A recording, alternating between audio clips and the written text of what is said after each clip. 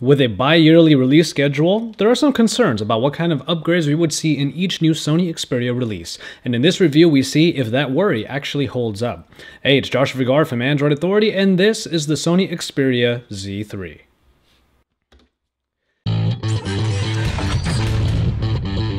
If there's one thing you can count on with Sony, it's their design language. Once again, we have the black slate design consisting of dual glass panels held together by a metal frame. The metal frame has been given a more polished, rounded look and feel, giving it an even sleeker profile than was found in previous iterations. A classic trope of Sony phones returns with the big silver power button, the volume rockers, and the dedicated camera button down on the bottom portion.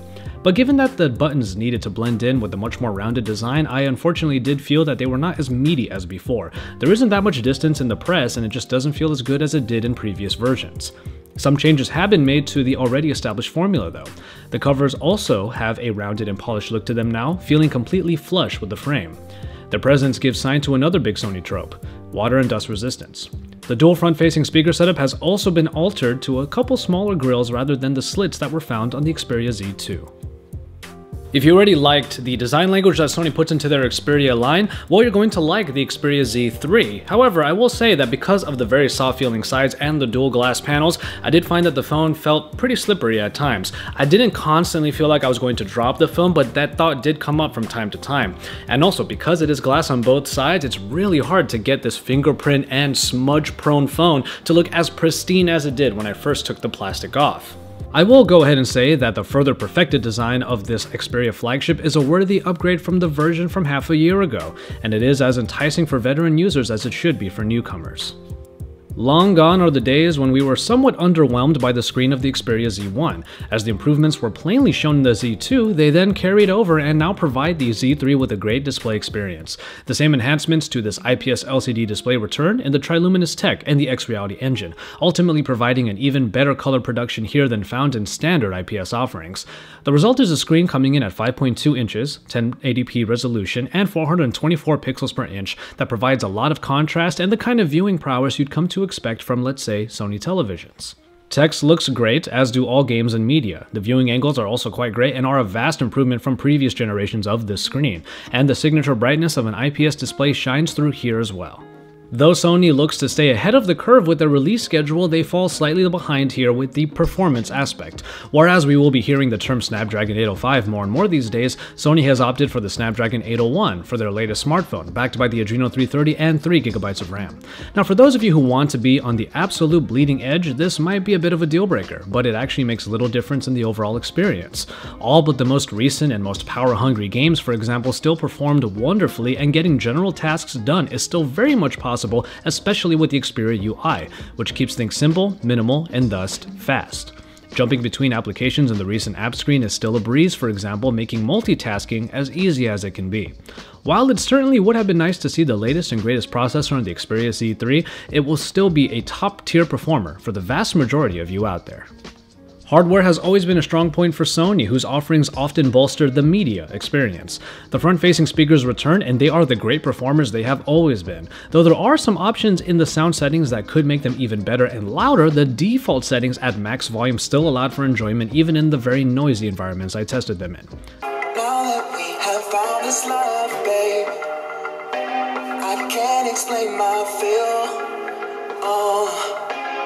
The only thing I thought was missing in the sound department was the inclusion of the noise-canceling headphones that were included with the Xperia Z2, but I have been told that they are available in the box according to region, so I guess my version just didn't make the cut.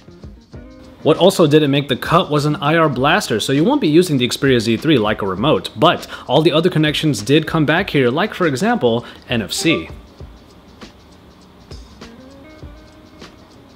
Also, make sure you get the right version for your network. My D6653 was unable to connect to T-Mobile's high-speed internet and instead was only able to get the 700 band for AT&T.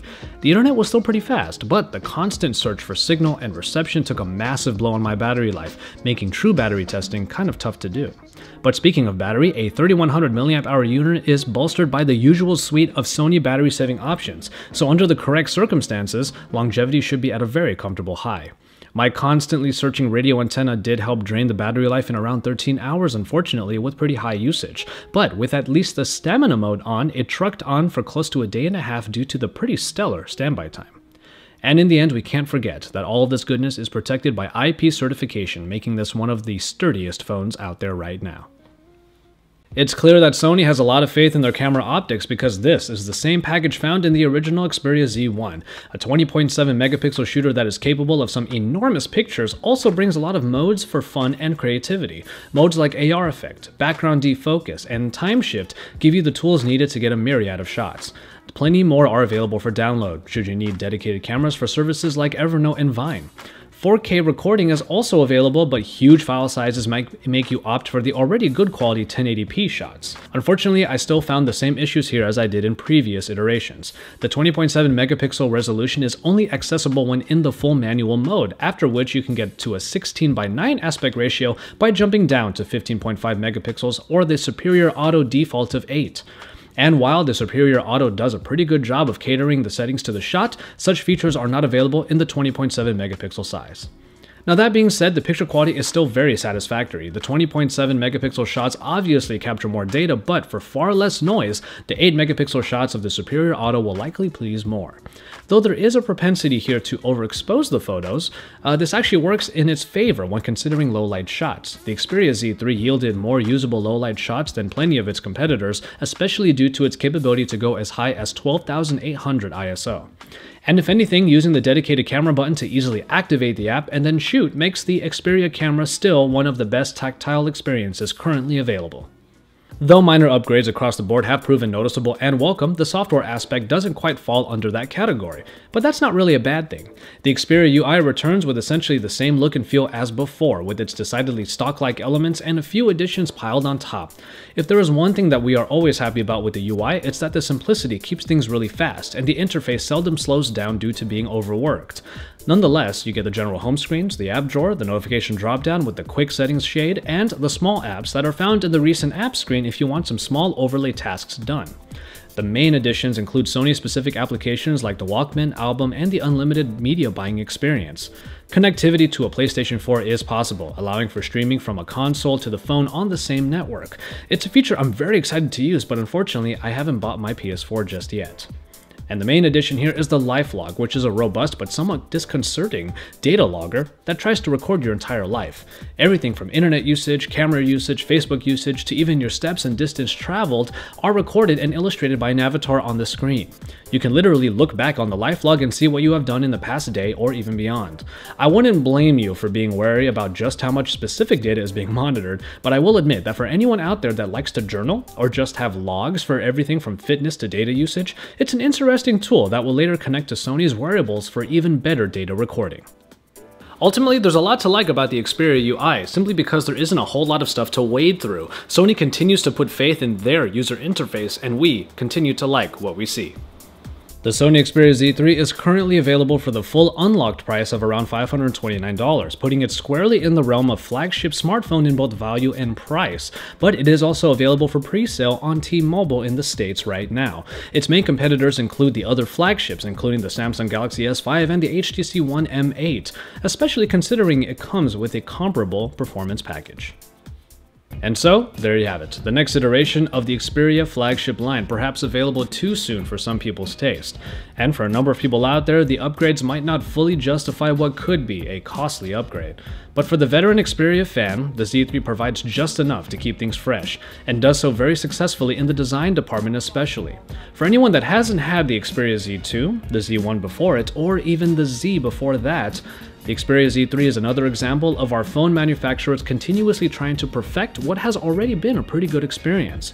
We can't fault Sony for having faith in a product that already showed us what they were made of 2 versions ago, and we certainly can't blame them for continuing to make that experience even better now. Thank you very much for watching this review of the Sony Xperia Z3. I do think it is a great offering from Sony, but it falls just short of really matching some of the top competitors out there.